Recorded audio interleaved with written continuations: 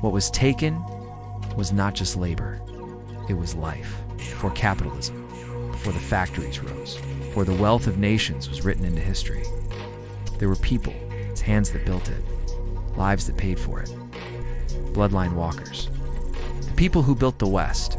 Slavery is often described as labor, work that was forced, production that was controlled. But it was more than that. It was the removal of control. Over life itself, time was taken. Years. It could have built families. Years. It could have built communities.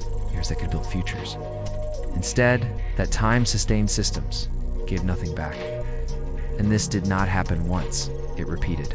Across 20-plus generations affected directly. Children were born into systems they did not choose. Lives shaped before they even began. Names were changed.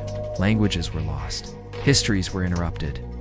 Not only where people lived, but who they were was altered. Families were separated. Distance was created, not just across land, but across lives. Lives have direction, paths that unfold over time, choices that shape futures. But when control is removed, direction is removed. And when survival becomes the focus, the future becomes limited. Some things were never recorded because they were never allowed to exist. Businesses that were never started, communities that were never formed, knowledge that was never passed down, possibilities that were never realized. Not because they were impossible, but because the conditions never allowed them to begin. Some losses were never recorded. Not in ledgers, not in accounts, because systems counted output, not humanity. And what could not be measured was not recorded. And while systems grew and economies expanded, the cost remained unseen, because what was taken was not only labor, was life. Because when we speak about slavery, we often speak about systems or wealth.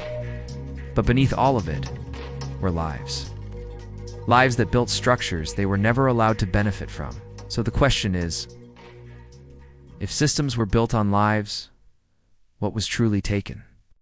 If this truth awakened you, walk with us. Subscribe to Bloodline Walkers.